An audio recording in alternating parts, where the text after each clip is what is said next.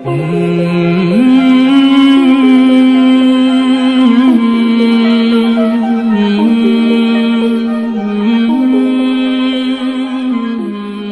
कहीं खबर पढ़ रहा था कि अस्पताल में क्वारंटीन के दौरान कुछ पेशेंट्स ने खाना खाने से इनकार कर दिया। वजह अस्पताल का कुक दलित था। ऐसी खबर चंद महीने पहले भी आई थी जब 10-12 साल के मासूम बच्चों ने मिड डे मील खाने से मना कर दिया था क्योंकि कुक दलित था। मैं जब कभी ऐसी खबरें पढ़ता हूँ या सुनता हूँ तो मुझे एक शख्स की बहुत याद आती है और वो हैं हमारे हाई स्कूल के प्रिंसिपल राम बहादुर सर। मैं उनका सरनेम नहीं ले रहा क्योंकि लोग अक्सर सरनेम में उनकी कास्ट तलाश कर लेते हैं। हम अगर इतना ज़रूर बता दूं कि हमने जो अपने समाज में, अपनी दुनिया में जो हमने अलग अलग डिवीज़न बना रखे हैं, उस एतबार से वो अपर कास्ट हिंदू थे और मैं मुसलमान, और मैं उनका फेवरेट स्टूडेंट था। मेरे गांव से तकरीबन 7-8 किलोमीटर दूर एक छोटा सा गांव था गरसी से।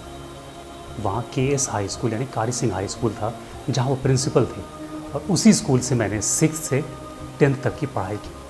और मुझे इस बात का फ़ख्र है कि मैं दुनिया में जो कुछ भी हासिल कर पाया, मैं जो कुछ भी बन पाया, उसमें इस स्कूल का और यहाँ के टीचर्स का बहुत अहम रोल रहा। यही मैंने ये सीखा कि तालीम के लिए बुलंद इमारतों का होना ज़रूरी नहीं है।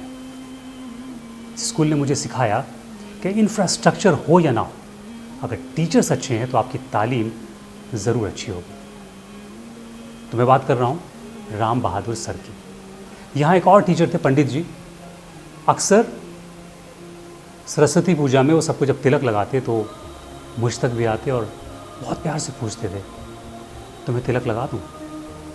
मैं मुस्कुरा के सर आगे कर देता और पंडित जी हमें तिलक लगा देते। और जब प्रसाद देने की बारी आती तो सबको एक बार देते और मुझे 2 बार देते। तो मेरे साथी पूछते थे कि आप इसे 2 बार क्यों देते हैं? वो कहते थे, एक माँ सरस्वती का आशीर्वाद और दूसरा इसके भाव के लिए। पंडित जी मुझे पढ़ाते तो नहीं थे क्योंकि वो संस्कृत के टीचर थे और मेरा सब्जेक्ट पर्शियन था, लेकिन जाहिर है वो टीचर थे और उनसे बहुत कुछ सीखने का हमें मौका मिलता था। तो राम बहादुर सर एक जाज़िब शख्सियत, पुरकशिश शख्सियत और बेहद दिल के साफ शफाफ दिल के मालिक। वो हमें इंग्लिश पढ़ाते थे। तो 10th के बाद जब मैंने दूसरे शहर में जाकर कॉलेज में एडमिशन लिया तो तमाम फॉर्मेलिटीज़ के बाद मैं सर से मिलने गया। वो अपने ऑफिस में थे, बहुत ही प्यार से बिठाया और बहुत सारी बातें की। आगे क्या करना है, कैसे करना है, ज़िंदगी के फ़लसफ़े, जो मुश्किलात आएंगी उससे कैसे पार पाना है। फिर उन्होंने कहा कि तुम जिस कॉलेज में जा रहे हो वहाँ मेरा एक क्लासमेट रहता है, प्रोफेसर है वो भी, तो एक काम करो, मैं उसको एक लेटर दे दूँगा और तुम्हें जब भी कोई भी परेशानी हो बेझिझक उससे जाके मिल लेना। सर ने 6 सफ़े का ख़त लिखा। ऊपर लिखा डियर DD और लास्ट में लिखा योर्स RB, और बीच में पूरे 6 सफ़ों में सिर्फ़ और सिर्फ मेरी ही बातें लिखी। और उस वक्त मुझे ये एहसास हुआ कि टीचर्स आपको कितना ऑब्ज़र्व करते हैं। वो सारी बातें वो बता रहे थे जो शायद बहुत सारी चीज़ें मुझे खुद भी नहीं पता थी। और उस ख़त में उन्होंने एक सेंटेंस लिखा। उन्होंने लिखा कि this guy is my soul my shadow. दिल तो चाहा कि उस ख़त को हमेशा अपने आप फ्रेम करा के रख लूँ, लेकिन बहरहाल ऐसा कर नहीं सकता था मैं, तो उसे हमने दिल में महफूज कर लिया। सर मुझे दरवाजे तक छोड़ने आए और जब वो आ रहे थे तो उनकी आंखें बहुत डबडबाई हुई थी। उन्होंने कहा मुझसे कि आज ऐसा लग रहा है कि मेरा शरीर यहीं है और मेरी आत्मा जा रही है। ये एक टीचर के लिए, अपने स्टूडेंट के लिए सबसे ज़्यादा जो कह सकते हैं आप मोहब्बत है, ये वो थी। मैं आपको फिर याद दिला दूँ कि वो अपर कास्ट हिंदू थे और मैं मुसलमान था। बहरहाल बोझल कदमों के साथ मैं वहाँ से निकल आया और फिर कॉलेज ज्वाइन कर लिया मैंने। लेकिन ये मामूल था कि मैं जब भी अपने घर आता तो सर से मिलने ज़रूर जाता था। और चंद साल के बाद मैं दिल्ली आ गया और यहाँ से जब भी जाता मैं घर तो सर से मुलाकात ज़रूर होती मेरी। तब तक वो रिटायर भी हो चुके थे। एक बार मुझे ख़बर मिली कि सर काफ़ी बीमार रह रहे हैं, तो मैं सर से मिलने गया। गर्मी की दोपहर थी, सर अपने बाहर वाले कमरे में ही आराम कर रहे थे। आंटी शायद पड़ोस में कहीं गई होंगी, दोनों बेटे उनके बाहर रहते थे। तो जब मैं सर के कमरे में गया तो मुझे देखकर बहुत खुश हुई, उनकी आंखों में एक अजीब सी चमक आ गई थी। ऐसा लग रहा था जैसे उन्हें मेरा इंतज़ार था कि मैं उनसे मिलने ज़रूर आऊँगा। मैं भी धीरे से उनके बेड पे ही बैठ गया और धीरे धीरे उनके पाँव दबाने लगा। मुझसे पूछने लगे, क्या कर रहे हो, आगे का क्या प्लान है, सिविल सर्विसेज ज़रूर करना, ज़रूर एक बार मेरी खातिर बैठ जाना। उनको पता नहीं इस बात का यकीन था, इस बात का भरोसा था कि मैं शायद सिविल सर्विसेज क्वालिफ़ाई कर लूँगा। बहरहाल मैंने क्यों एग्ज़ाम नहीं दिया, ये कहानी मैं आपको किसी और एपिसोड में बताऊँगा। आज राम बहादुर सर की कहानी है। थोड़ी देर के बाद वो उठे और घर के अंदर जाने लगे। मैंने पूछा सर से, सर आपको कुछ चाहिए क्या? तो कहने लगे, तुम इतने दिनों के बाद आए हो, घर में कोई है नहीं, कुछ खाने का लेकर आता। मैंने बहुत इसरार किया कि सर रहने दीजिए, तकल्लुफ़ की ज़रूरत नहीं है। कहने लगे, अरे इतने दिन के बाद आए हो तो तुम बिना कुछ खाए कैसे जा सकते हो? बहरहाल 2-4 मिनट के बाद सर बाहर आए, उनके हाथ में एक प्लेट थी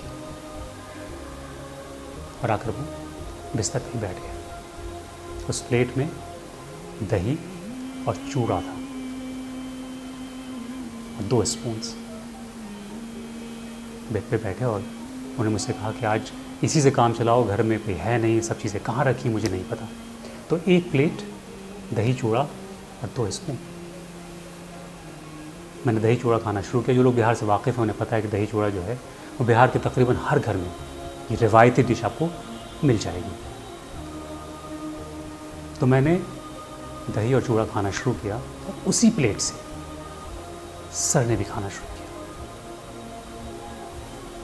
जो लोग भी बिहार के सोशल फैब्रिक से वाकिफ़ हैं वो ये बहुत आसानी से अंदाज़ा लगा सकते हैं कि 80s में या अर्ली 90s में किसी भी ट्रेडिशनल फैमिली में, अपर कास्ट हिंदू फैमिली में, एक ही प्लेट में हिंदू और मुस्लिम का खाना कॉमन नहीं था। ये वो दौर था जब बिहार का समाज बंट रहा था, शिराज़ा बिखर रहा था। राम जन्मभूमि, बाबरी मस्जिद डिस्प्यूट अपने उरूज पे था, पीक पे था। मंडल कमीशन आ गया था और समाज पूरी तरह से बट गया था और दिख रहा था वाज़ह तौर पे। यह कॉमन नहीं था उस वक्त, एक ही प्लेट से अपर कास्ट हिंदू और एक मुसलमान का खाना। लेकिन वो राम बहादुर सर थे। उनकी हर बात में एक हिकमत होती थी, एक तालीम होती थी, एक सबक होता था। ऐसा नहीं था कि घर में उनको 2 प्लेट्स नहीं मिली होंगी, अगर 2 स्पून मिला होगा तो फिर 2 प्लेट्स भी रही होंगी, लेकिन एक ही प्लेट में लेकर आना वो मुझे ज़िंदगी का एक सबक देना चाहते थे।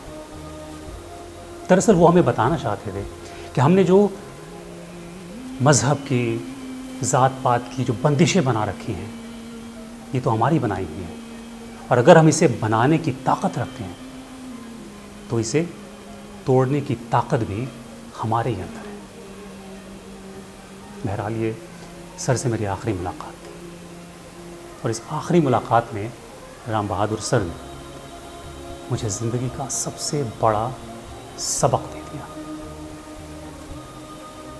सर आप जहाँ भी हैं, लेकिन आपकी तालीम, आपका सबक सब यहाँ महफूज है।